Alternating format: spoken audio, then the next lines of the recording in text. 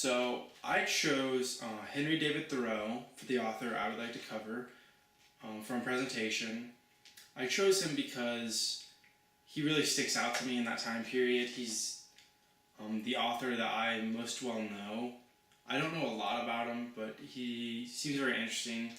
And last year for my birthday, I received his book titled Walden, and I've read a little bit of it, not a lot, but I would like to learn more about him, so that's why I chose him. After some research, I found that he was born July 12th, 1817 in Concord, Massachusetts, and he was a really bright kid and student, and because of this, he went to Harvard, and he got his degree, and afterwards, he didn't really know what he wanted to do with his life. He was really stuck, and he really wasn't sure.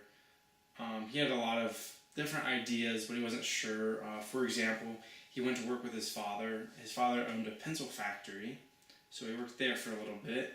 He worked with his brother for a little bit, but he wasn't really happy with that.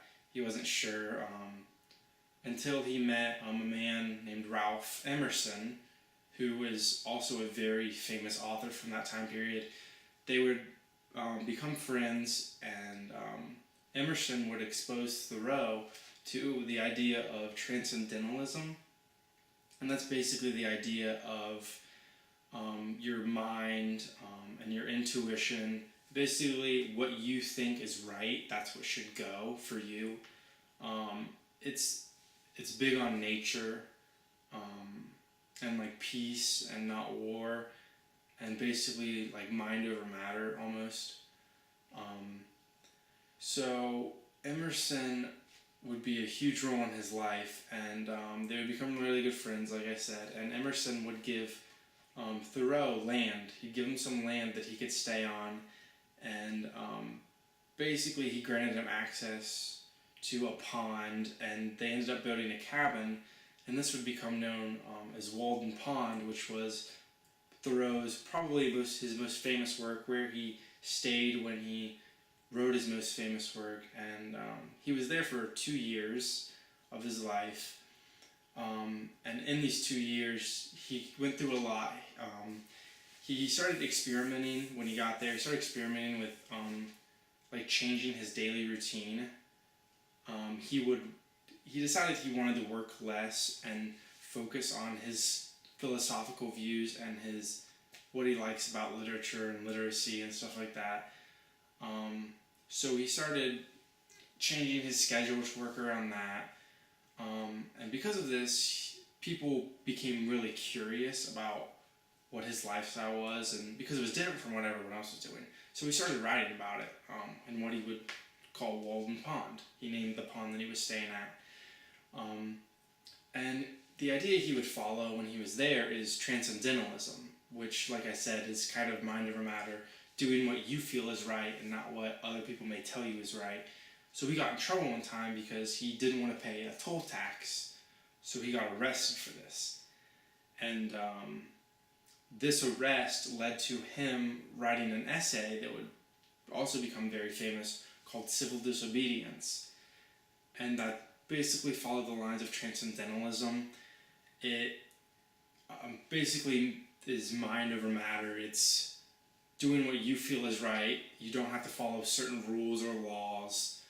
And that would be huge. It's even huge today with government and, like rules that people don't necessarily think is right. Privacy is a big one. And that's basically what he's most well known for, is his ideas that he got at Walden Pond and civil disobedience and things like the time he spent there, what he thought about when he was there, what he wrote about. So that's what he's really well known for. Some things that people don't know later on in his life, what happened after Walden Pond. Emerson went to Europe, so Thoreau stayed and took care of Emerson's house and his land. And he did this for the latter parts in his life, and he would eventually become ill from tuberculosis, which he got when he was younger, decades earlier in his life. And because of this, he became ill, and so he decided he would travel to Minnesota to try to get better in 1861. That didn't work, so he was sick, and he traveled, and he didn't get better, and he ended up dying. May 6th, 1862 was when he died. So he really wasn't known for anything later on in his life, because he still wrote about his ideals of nature and transcendentalism, but the main part of his life was Walden Pond. That was the biggest part of his life. That was the biggest impact. That's what we learn about today in English class. That's what's most important. So that's what Thoreau was well known for, and researching him really helped me discover that that's what he was known for, and that's the ideas that are shown through his work today. So thank you.